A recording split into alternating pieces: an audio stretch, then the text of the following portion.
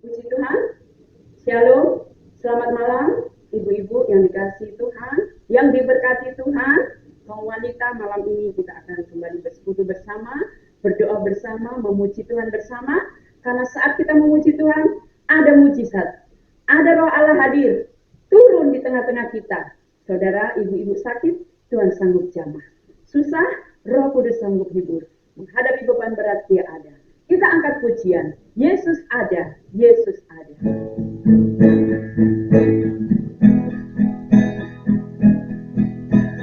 Yesus ada.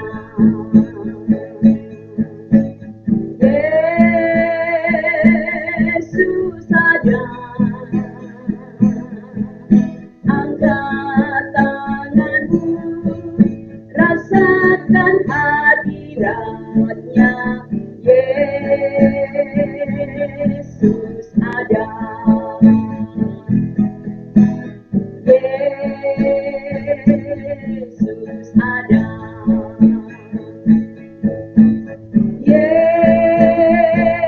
Yesus ada. Angkat tanganmu, rasakan hadiratnya. Yesus ada. Tuhan Yesus, Allah Bapa kami yang bertata di dalam kerajaan surga, kami percaya malam ini Engkau ada di tengah-tengah kami. Engkau mau melawat, menjamah, memberkati, menyembuhkan setiap kaum wanita yang sama-sama mendengarkan firman-Mu, memuji Engkau malam ini. Segala kuasa iblis roh jahat yang mengganggu, mengusik ketenangan kami tolak keluar di dalam nama Yesus. Kami sambut firman-Mu, firman yang berkuasa, hanya di dalam satu nama yang berkuasa pula, yaitu Tuhan Yesus Kristus. Amin. Puji Tuhan. Kembali kita akan dengar firman Tuhan. Firman Tuhan itu selalu mengingat-ingatkan kita. Mungkin kita sudah berpuluh-puluh kali mendengar firman. Tapi di dalam kita pulangan, hendaknya engkau memperkatakan firman Taurat itu siang malam. Ketika duduk, ketika tidur, ketika berjalan. Setiap waktu, ketika kita memperkatakan firman, maka itu yang jadi dalam hidup kita. Malam ini saya berikan judul firman Tuhan, menikmati hidup. Setiap ibu-ibu wanita pasti mendambakan untuk bisa hidup nikmat, ya, hidup yang damai, sejahtera, sukacita, sehat, walafiat. Itu yang diinginkan oleh setiap ibu. Karena seorang ibu kalau sudah sakit itu merasa diri bersalah, ya, karena kita nggak bisa mengerjakan apa-apa. Pasti doa kita, aduh kalau nanti saya sehat, saya sejahtera, saya damai, saya sukacita, saya menikmati hidup seperti ibu-ibu yang lain, saya akan melakukan apa saja, gitu ya. Tetapi pada malam hari ini ibu-ibu, banyak wanita-wanita yang tidak menyadari bahwa kehidupan yang Tuhan beri itu harus dijalani, harus dinikmati. Baik dalam keadaan baik maupun tidak baik, sehat maupun sakit, senang atau tidak, itu kalau kita nikmati, kita akan merasakan betapa Tuhan itu baik dalam hidup kita. Karena Tuhan tidak pernah salah ketika mengizinkan sesuatu terjadi dalam hidup kita. Orang yang dapat menikmati hidup, dia akan bahagia, walaupun di situasi yang tidak baik. Nah, malam ini mungkin saudara berkata, bagaimana mungkin saya bisa menikmati hidup? Saya sedang ada masalah, saya sedang ada masalah kesehatan, keuangan, mungkin keluarga. Tapi malam ini firman Tuhan ingatkan bahwa orang yang mau menikmati hidup, bersyukur kepada Tuhan, itu tidak peduli keadaan dan situasi apapun, hidupnya akan sukacita, akan bahagia. Karena bukan situasi dan keadaan yang membuat dia bahagia, tapi Tuhan yang membuat kita bahagia sehingga kita menikmati hidup kita. Beberapa langkah untuk bisa menikmati hidup. Yang pertama, yaitu kita akan sama-sama baca dalam surat Roma pasal 8 ayat 28. Langkah pertama untuk menikmati hidup yaitu kita mau berpikir positif. Roma 8 ayat 28, kita tahu sekarang bahwa Allah turut bekerja dalam segala sesuatu untuk mendatangkan kebaikan bagi mereka yang mengasihi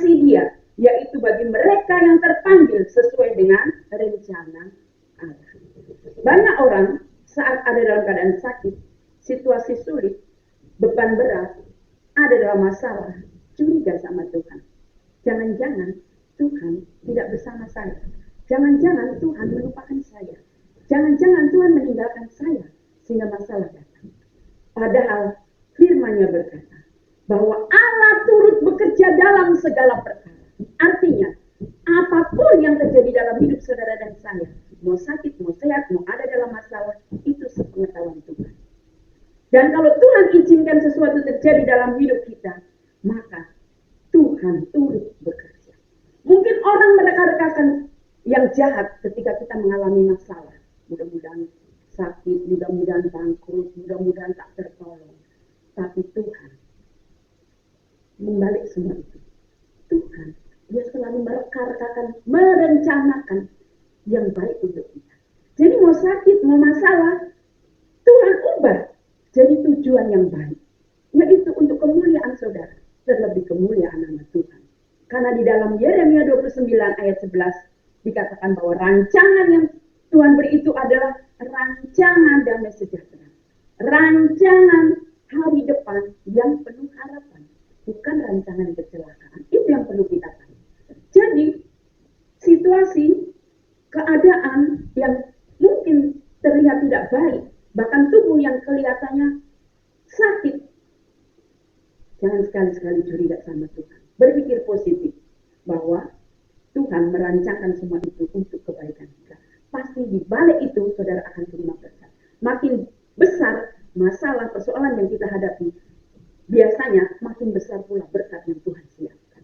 Yang kedua, hidup dalam kasih. Saudara, kalau kita mau menikmati hidup, mari kita lebih baik banyak cari kawan daripada lawan. Karena lebih baik kita punya kawan daripada lawan. Supaya kita nggak punya lawan, gimana? Ya kita mau belajar mengasihi, belajar memaafkan. Itu tidak mudah, apalagi ketika kita merasa tidak bersalah. Ya, biasanya ibu-ibu itu kalau nggak merasa salah kan membela diri. Bahkan ingin menegaskan, oh ini loh, saya itu nggak begitu, seperti itu. Tapi saudara yang saya kasih di dalam Tuhan, pada malam ini firman Tuhan ingatkan, mari kita mau mengasihi. Kalau firman-Nya bilang kasihi musuhmu, apalagi saudaramu, apalagi sahabatmu. Kalau mengasihi itu satu perintah, maka tidak ada perintah yang tidak kita lakukan. Jadi nggak ada pilihan. Pilihannya cuma mengasihi. Pilihannya cuma memaafkan. Ketidaksiapan kita, ketidaksediaan kita memaafkan dan mengasihi orang lain, itu akan membuang banyak energi, membuang banyak waktu, dan itu akan menimbulkan sakit hati, dendam, akhirnya sakit, tidak bisa tidur, insomnia, dan itu akan merugikan diri kita sendiri. Bagaimana mungkin kita akan bisa menikmati hidup kalau hati kita tidak ada damai, tidak ada sukacita. Matius 5 ayat 44 dikatakan, tetapi aku berkata kepadamu, kasihilah musuhmu dan berdoalah bagi mereka yang menganiaya kamu. Ayat ini mungkin sudah hafal, tetapi kalau malam ini diberitakan, kalau ibu mau menikmati hidup, mari kita mau ambil tindakan, ambil langkah, ambil keputusan untuk mengasihi sesama kita. Bahkan berdoa bagi orang yang menyakiti kita. Amin. Nggak gampang ya. Tapi itu rahasia kalau kita mau menikmati hidup. Namanya nikmat yang dari Tuhan itu pasti luar biasa. Beda dengan nikmat yang diberikan dunia. Yang ketiga, langkah untuk kita bisa menikmati hidup. Ya, damai sejahtera, sukacita, umur panjang, itu namanya menikmati hidup. Bersyukur. Bukankah 1 Tesalonika 5 ayat 18 dikatakan, mengucap syukurlah dalam segala hal. Sebab itulah yang dikehendaki Allah di dalam Kristus Yesus bagi kami.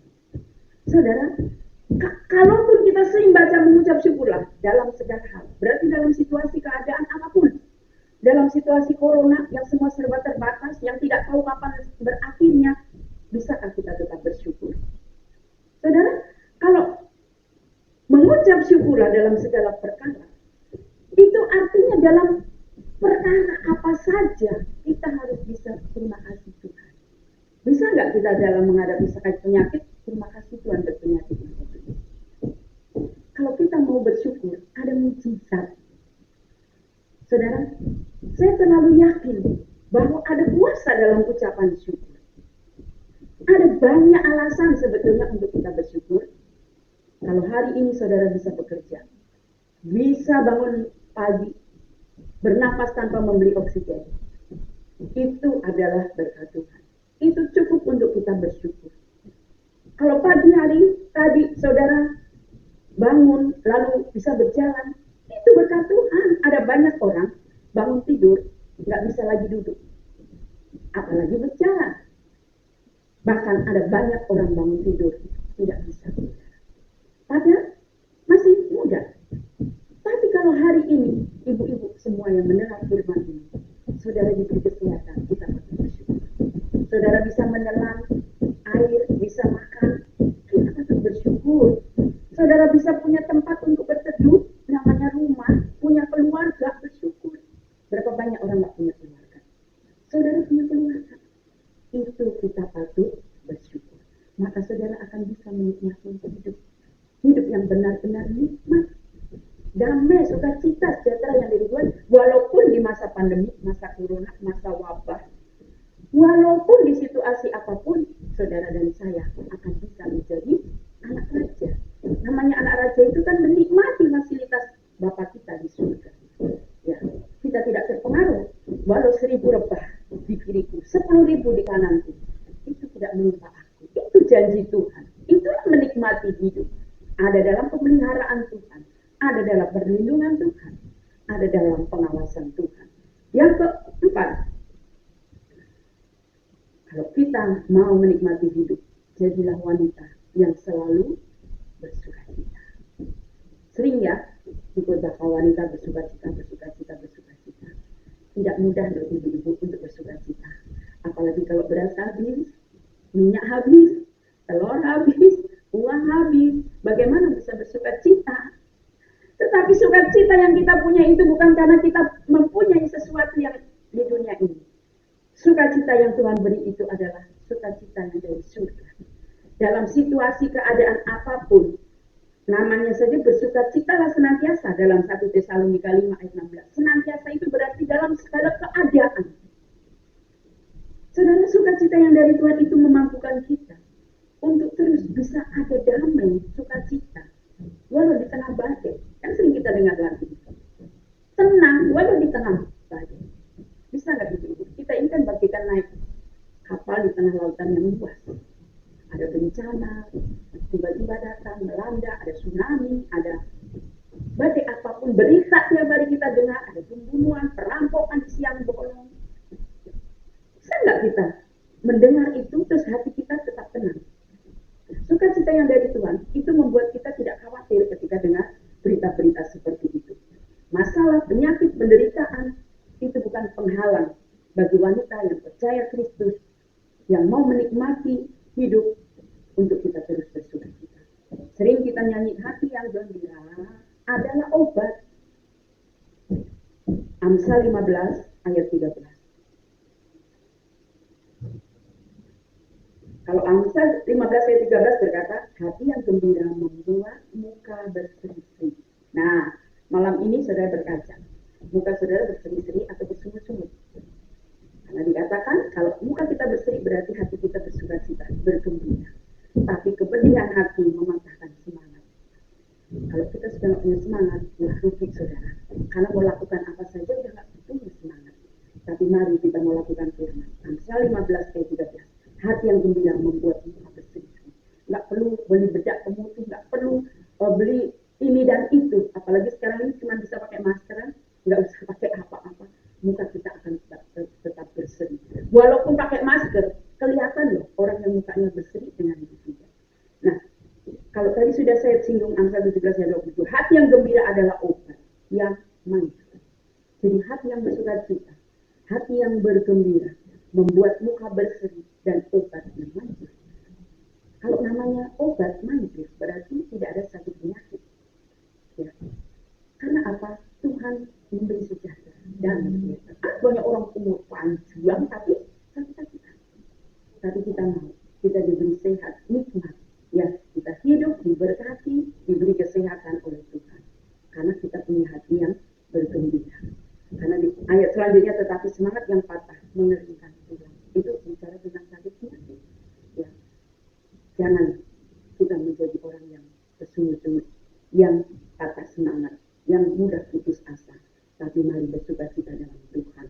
Maka kita akan bisa menikmati hidup yang benar-benar hidup. Contoh saudara, seorang yang bernama Solamit itu ada di Amsal 31 ayat 25. Dia tertawa tentang masa depannya. Ada satu ayat di sana yang berbunyi seperti itu. Kenapa dia tertawa akan masa depannya? Itu bicara tentang seorang wanita yang tidak takut menghadapi musim. Entah itu musim dingin, musim salju. Karena dia tahu bahwa Tuhan sudah menyediakan semua. Tuhan penyedia. Tuhan yang sanggup memelihara hidupnya. Dua lagi. Kalau kita menikmati hidup, jalani hidup dengan iman. 2 Korintus 5 ayat 7. Sebab hidup kami ini adalah hidup karena percaya, bukan karena menyangka. Kita jangan lihat situasi keadaan, tapi mari kita pandang sekali Kristus. Allah yang kita sembah, Allah yang dasar, Allah yang hidup, dia sanggup mengadakan dari tidak ada menjadi ada. Jadilah matahari, benda-benda langit, semua jadi. Jadi Allah kita sanggup mengadakan dari tidak ada menjadi ada. Bahkan air, Tuhan sanggup ubah menjadi anggur manis, bahkan termanis. Orang mati Tuhan sanggup hidupkan. Lazarus, dia mati. Dorcas, dia mati, dihidupkan. Bahkan pemuda Nain tinggal masuk plung ke kuburan, dihidupkan. Jadi saudara, mari kita berjalan dan melangkah dengan iman. Karena orang yang punya iman, itu dia percaya bahwa mujizat Allah masih ada. Pertolongan Allah tidak pernah terlambat. Allah sanggup menunjukkan baik. Allah sanggup membuat orang buta melihat, orang tuli mendengar, orang bisu berkata-kata. Mujizat yang sama ada sampai hari ini. Jadi jangan takut khawatir menghadapi hari esok hari depan. Mari melangkah dengan iman. Percaya Tuhan Immanuel menyertai kita semua. Yang keenam, kalau kita mau menikmati hidup, mari kita mau tetap melakukan hal yang baik. Memang perbuatan baik itu tidak menyelamatkan, tapi Tuhan mau kita menjadi berkat dimanapun kita berada. Ibu-ibu, Tuhan mau kita menjadi terang dimanapun kita berada. Galati 6 ayat 9, janganlah kita jemu-jemu berbuat baik, karena apabila sudah datang waktunya kita akan menuai jika kita tidak menjadi lelah. Dimanapun kita berada, kalau kita mau menikmati hidup, mari kita mau berbuat baik kepada semua orang. Di mana ada kesempatan berbuat baik, untuk berbuat baik tidak harus menjadi orang kaya. Ketika saudara naik kereta, ada orang tua berdiri, saudara memberi tempat duduk saudara, itu sudah satu perbuatan baik. Ya, ketika ada orang yang berkeluh kesah, saudara memberi semangat, menepuk pundaknya, Tuhan pasti tolong. Itu saudara sudah berbuat baik. Sebab itu Galati 6 ayat 2 katakan, bertolong-tolonglah menanggung bebanmu, demikianlah kamu memenuhi hukum Kristus. Di dunia ini nggak ada orang yang tidak punya masalah. Ada orang yang menyembunyikan masalah, tapi ketika orang sudah membuka masalahnya di depan ibu-ibu, mari kita mau belajar untuk saling menopang, mendoakan, mendukung, bukan malah berkata syukuri, rasain, kamu sih, terus diuju-ujuin untuk membalas atau berbuat jahat. Tapi mari kita terus berbuat baik, maka saudara akan menikmati hidup saudara. Nikmati hidup itu sudah kita, Tuhan membuat saudara hidup nikmat gitu. Pasti sesuatu yang luar biasa. Terakhir, terus berbuat baik sewaktu lagi ada kesempatan. Karena ada masanya kita tidak bisa lagi punya kesempatan.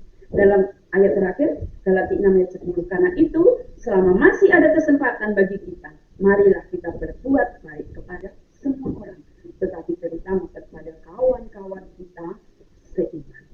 Ibu-ibu yang dikasihi Tuhan, mari selama kita masih bernapas, selama kita masih hidup, mari kita terus berbuat baik dimanapun berada. Berbuat baik, jangan dulu memikir untuk keluar kepada orang yang ada di rumah kita.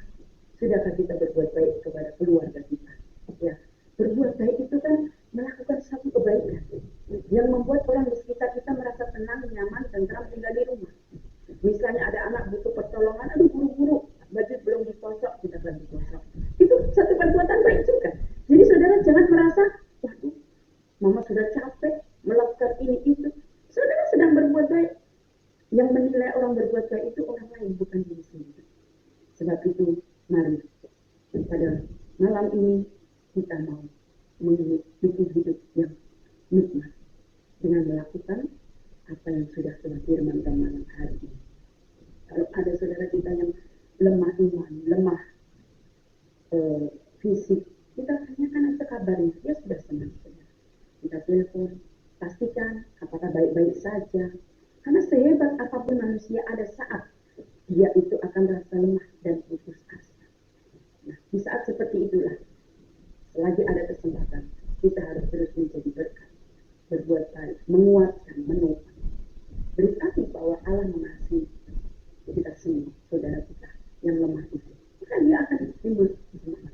Doakan, beri ayat-ayat dorongan. Kalau berkeluh kesah, dengarkan. Jadi pastikan wanita yang ada malam ini kita punya telinga untuk mendengar, bukan menghakimi. Puji Tuhan, kalau kita melakukan tips yang sudah firman Tuhan bentangkan malam ini, maka kita akan menjadi wanita yang bisa menikmati hidup. Bukan kayalan, tapi benar-benar kita bisa menikmati hidup. Damai, sejahtera, sukacita, sehat, umur panjang, itulah menikmati hidup. Kita angkat pujian. Ajarlah Tuhan kau sungguh heran, lalu kita akan sama-sama berdoa.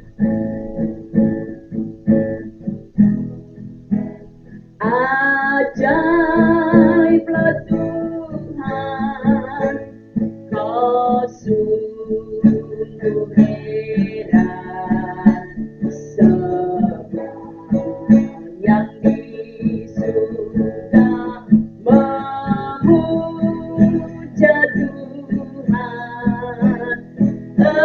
Engkaulah Allah yang patut ku sembah, Yesus Tuhanku yang heran.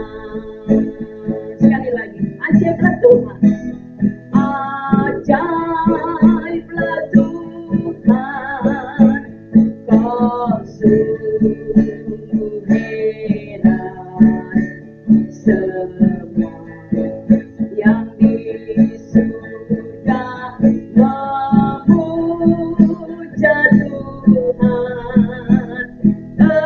Engkaulah Allah yang patut ku sembah, Yesus Tuhanku yang heran.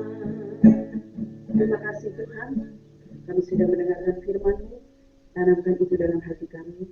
Sebagai wanita, sebagai ibu, kami rindu menikmati hidup yang Tuhan sudah siapkan bagi kami.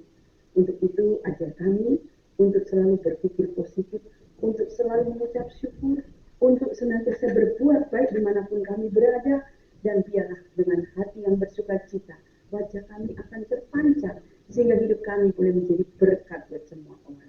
Kuatkan kami, mampukan kami di masa pandemi ini untuk tetap kuat di dalam Tuhan, tetap bersukacita di dalam Tuhan, tetap bergembira di dalam Tuhan, tetap bersyukur karena Tuhan. Terima kasih Tuhan, berkati kaum wanita yang ada yang sakit sembuhkan, yang susah hiburkan, yang menghadapi jalan buntu Tuhan beri jalan kelepaskan. Bahkan kalau ada di antara kami yang kurang sukacita, Tuhan Engkau penuhi kami dengan sukacita Kristus, sehingga kami boleh menjalani hari-hari kami dengan bersyukur, bersukacita, sehat, damai, sejahtera. Saudaraku kaum wanita yang diberkati Tuhan, terimalah berkat yang datang dari Allah Bapa, kasih sayang dari anaknya yang tunggal yaitu Tuhan Yesus Kristus, serta persekutuan di dalam Roh Kudus Tuhan Yesus Kristus